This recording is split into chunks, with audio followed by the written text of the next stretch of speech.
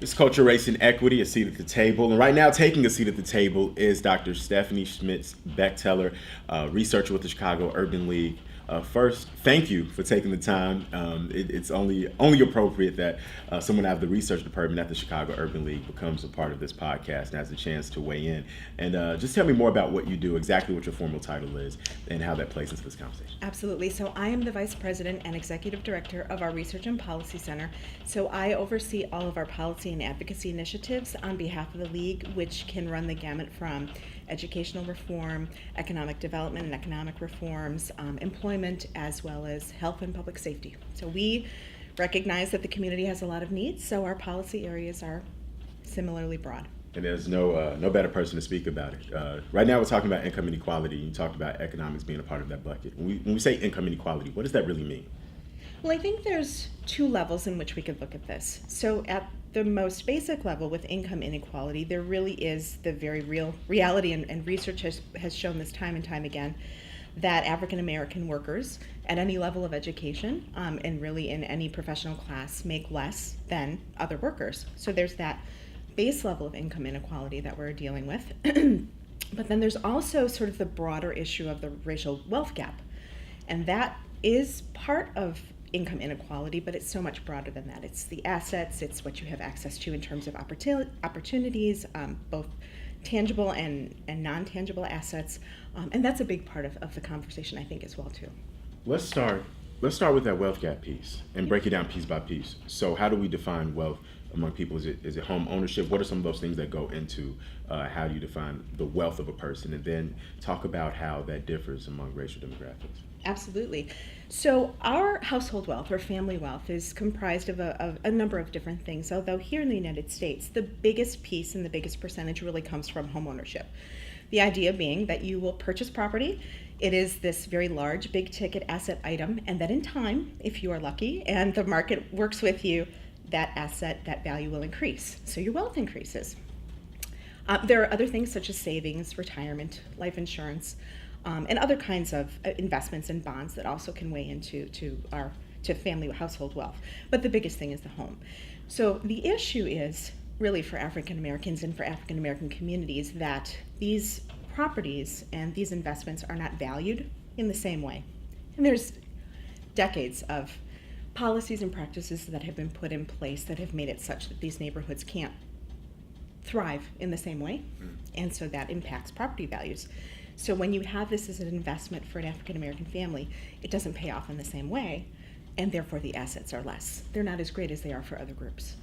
And then with that income inequality piece, you're also starting at a lower baseline, right? If we have this income gap in what people with the same qualifications are able to make for a given job. Talk about that for me. That's absolutely right. So, and research has found this really at every professional level, at every educational level. Black women in particular, but black men as well, really are paid less. They are paid less for the same jobs.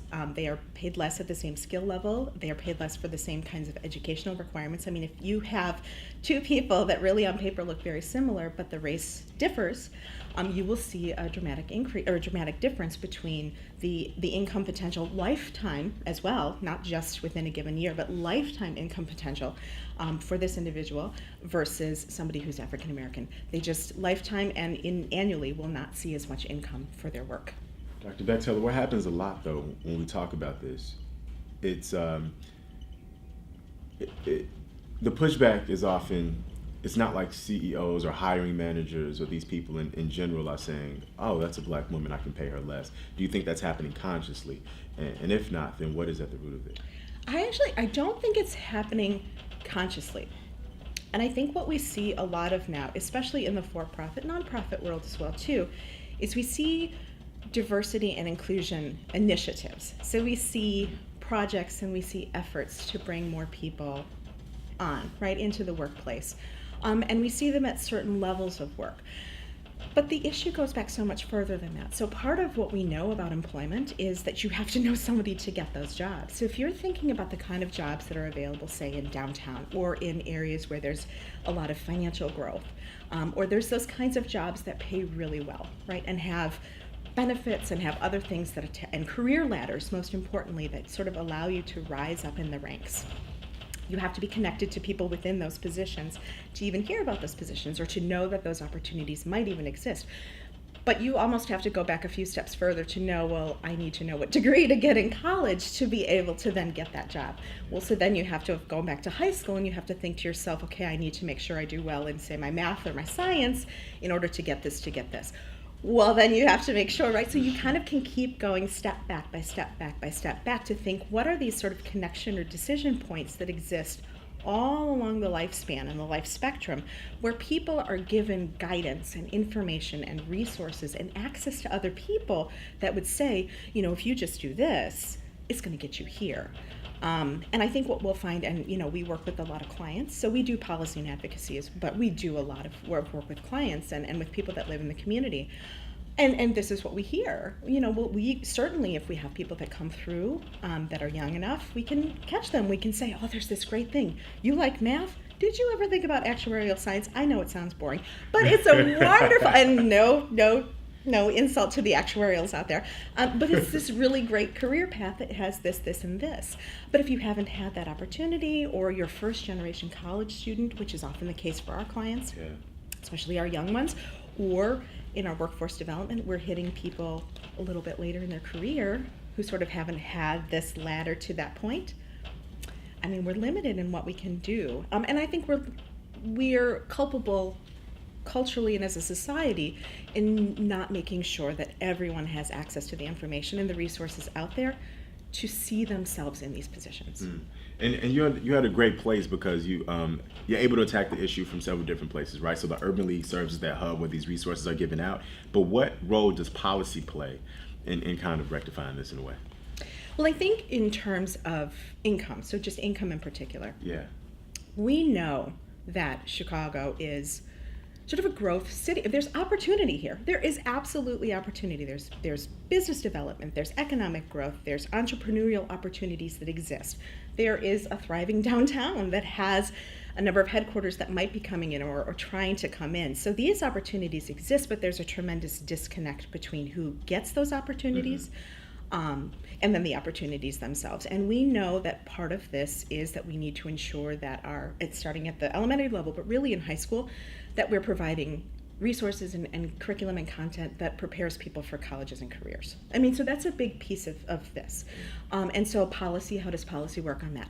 On the educational side, we did a lot of work around the school funding reform, and part of the reason we do that work is because you need the resources, and the districts and the schools need the resources to be able to have the counselors, to be able to have the curriculum, the technology, the access to all of these things that give kids this understanding and this sense of, oh, this is out there, I might be able to do that. So on the educational side of things, that's one avenue and one policy solution. I think there's a lot of policy work to be done on the employment side of things as well too, for youth too. I mean, we have to start very early. There's other countries that have really sort of comprehensive apprenticeship programs where they sort of take on some of the risk of training and providing skills and educating young people for the kinds of careers and opportunities that exist out there. And we definitely have apprenticeship programs here in the States, and we have them in the city, but there's a real need, and I think a lot of research has shown that there's a real need for expansion. So policy can play a role in really trying to push for more funds, or for funds in targeted areas where we know there's a lot of young people that are disconnected or have the potential to be disconnected from these markets. So policy, I think, can push on those levers as well too. And then, you know, it's more difficult on sort of the banking and finance side of things, but I think really there was a lot of policy work that was done around sort of predatory lending, predatory loans, any kind of predatory products, which are most likely to disproportionately impact people that have the least amount of resources.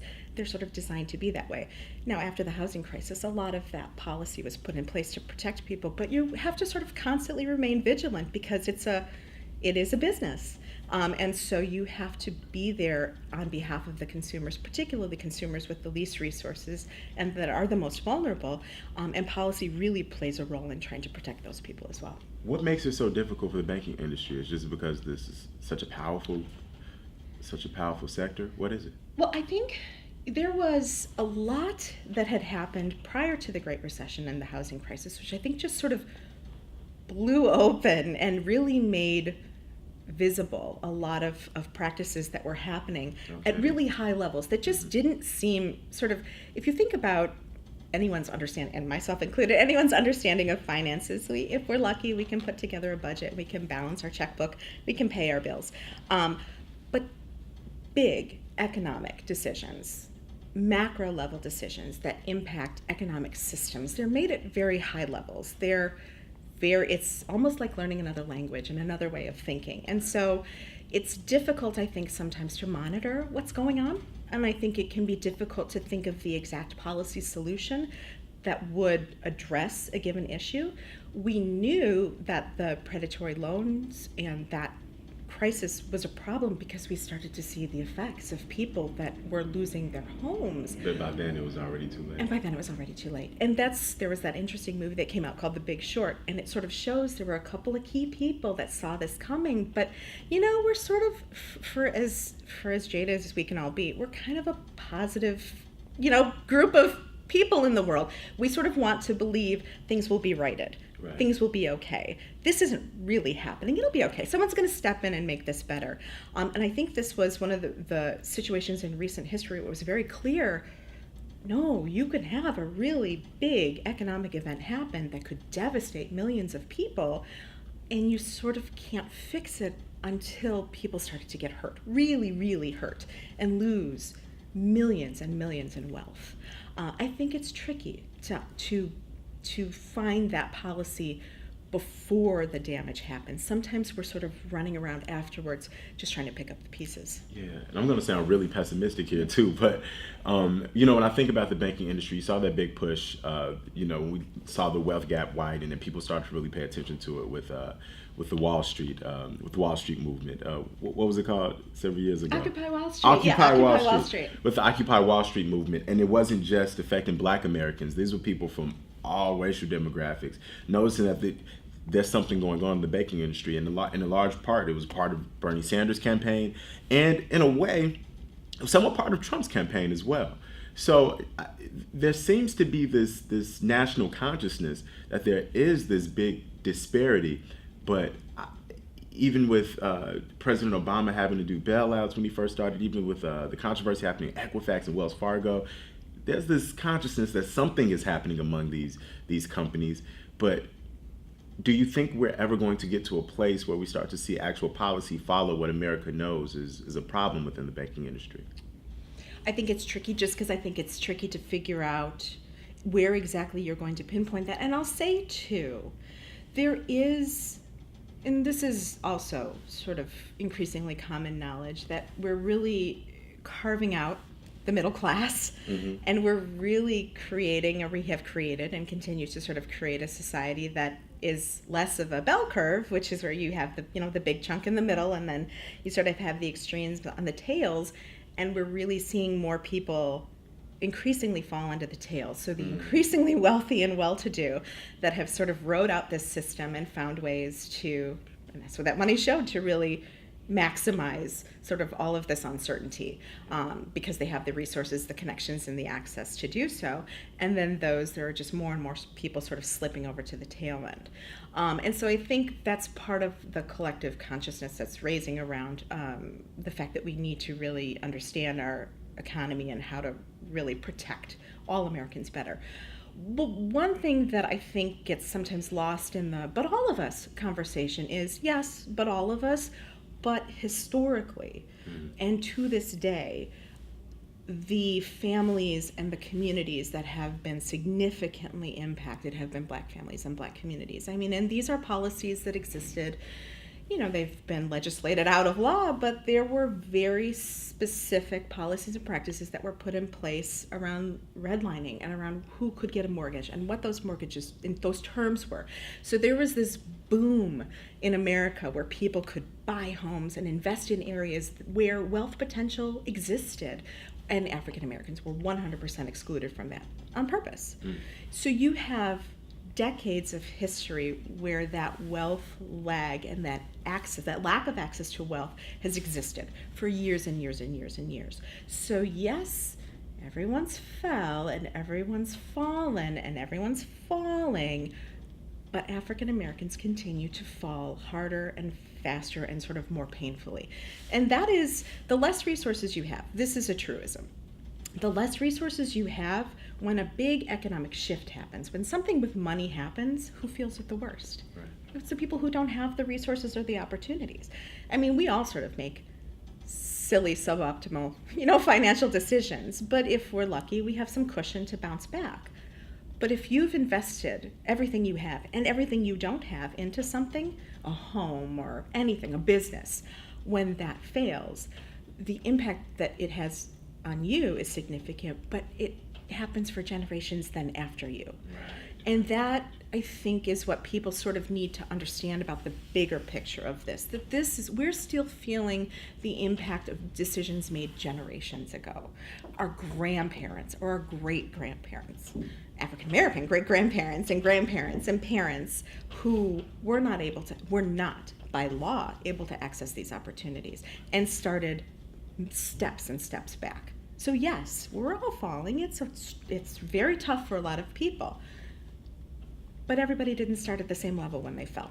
Yeah, and I think that logic bears out, I don't know, at least pretty obviously to me, but and it does when you kind of go through that line of thinking and you play it out. But there was a study done fairly recently, I'm sure you've seen it, where most Americans believe that Black people overstate the issue of race and how it relates to resources or economic opportunities they may have.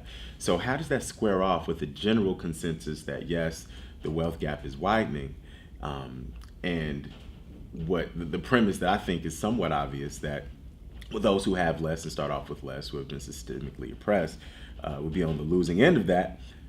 But then when you ask just the question without giving all of those things to kind of preface it, when you ask the specific question, do you think that race is still a problem in America, or do you think that African Americans overstate it? Most white Americans would say, no, I don't think it's a real issue. How do you think that became a part of the consciousness? It seems like there are a lot of these competing ideas at the same time that don't fully bear out logic in many people's opinion. Well, I think that's a great question, and in some ways I'm in a unique position to answer that because I am a middle-class white woman that works in a Black organization, and a historical Black organization. So I have, in some ways, I think, a vantage point, maybe that others don't, Sure. because I had the opportunity, if I chose, to think about race and the intersection of race and all of these different systems before. And I had the opportunity to think about it in my work. And if I was challenging myself to be a better person, I might really sit down and critically think about race, but I had the luxury of not doing so. I had the luxury of saying, well, yeah, that's a factor, as so many things are factors, but that's just one of many. And when you begin to work for a historically Black civil rights organization that has a century of work behind it, that can highlight not just through recorded stories and research that somebody has beautifully cited, but could actually say, no, my grandma, my brother, my uncle, my sister, my aunt, the girl down the block has had this, and this experience. The collective totality of those experiences make it such that you just can't ignore that. Now, clearly there is something going on. There is a pattern to this. That's the narrative side of it.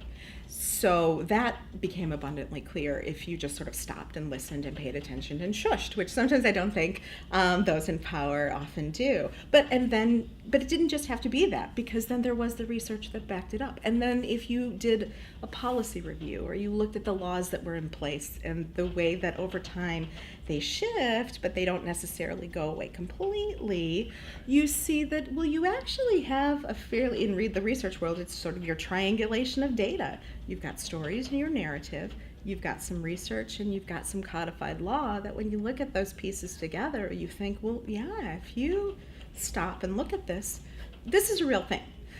Race is very much an issue. Is it the only issue?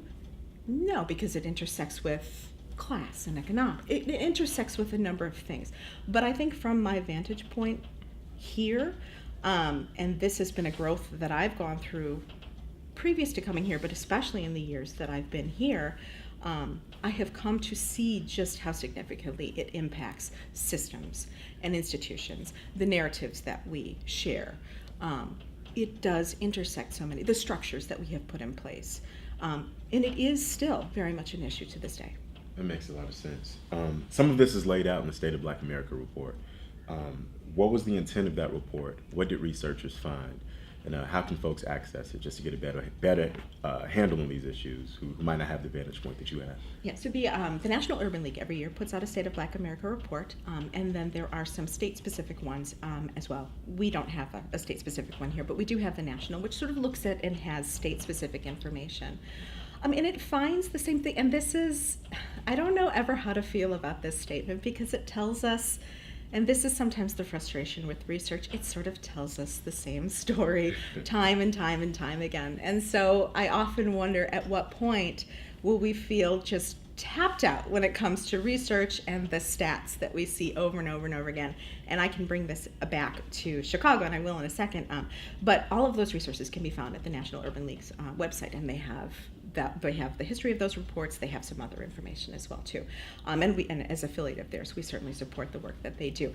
But the same thing can be said in Chicago here. So we have universities, and we have others who have pulled up, us included, who have pulled up the same stats time and time and time again. If you look at a map of Chicago, it's not a joke, but it's almost a running joke that you will know exactly how that map is going to be color-coded no matter what the issue, be it education, employment, be it health, be it violence. No matter what, you can see that map drawn before anyone even pops it up on their PowerPoint.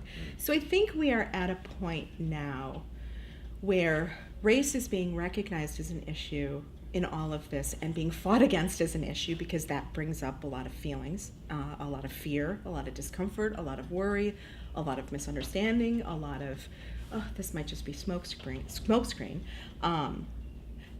Where we are right now is really, do we have the political will, the cultural will, the social will to take what is now decades of research, decades of stories, and new stories and new media and new findings that keep coming out, really, that tell that same story and actually enact what we know to be needed, which is, for the city of Chicago, a real and true investment in these disinvested communities. I mean, they've been disinvested for decades. Are people living and laughing and loving and having lives in them? Absolutely. But they need resources, and they need businesses, and they need opportunities, and they need access to assets that helps them grow and amenities that help them grow. And we know this. Everyone knows this. It's very difficult to pull together, I think, the political will to really, because it's time consuming and it's costly and it requires a lot to make those changes. So I think we know what we need to do, really. I think we just have to somehow find it in ourselves to do that. So what do we need to do, Dr. Schmitz-Bechtold? What can the layperson do today? Now that we know, okay, that income inequality is an issue, the wealth gap is widening, and that is even worse for African American families. What are some things that layperson can do today to kind of affect change in their circle of influence? Well, I think one of the things, so we do raise awareness, and we try to raise awareness. I think people have a sort of general understanding that life feels harder. But I think one of the good things that we can do, say in economic or in income inequality, is to sort of really understand some of those differences, understand where those disparities exist, and understand that there are often advocacy groups, because I think it can feel very overwhelming if you're reading and you're reacting to what you're seeing on your screen, often on our phone screen, on the train or wherever we are, in the grocery store. It feels very overwhelming, but there are people that are working on this. So we are working on these issues, and we can point people into the right direction. If we know of legislation, for example, or we know of initiatives that are trying to take on some of these bigger issues, then connecting with us. And our policy and advocacy work is one avenue, but we're not the only ones that are doing it. If you are passionate about health and healthcare issues and believe, there are those entities that are doing and leading and organizing that work. And I always encourage people that just see themselves as sort of lay people, as part of the bigger social fabric of all of this, that they get connected to those organizations, because those organizations could always use the support. Doesn't always have to be financial. Sometimes I think people think that, but it could be spreading the word, spreading the message. I think people thought hashtags would go the way of the dinosaur, but they have not. It is actually proven to be a way that people share information, raise awareness, and stuff has happened from that. So I think there's a lot of different ways that people can get involved based on what feels comfortable for them, and just sort of recognizing that if there's an issue that you feel passionate about, there is somebody out there, I guarantee you, working on that. And really, I encourage people to align with those organizations, because that is sort of, really, that is how we do push things forward. Dr. Stephanie Schmitz-Bechteler is the Executive Director of Research and Policy Center here at the Chicago Urban League. Thank you so much for taking a seat at the table. We appreciate it. Thank you.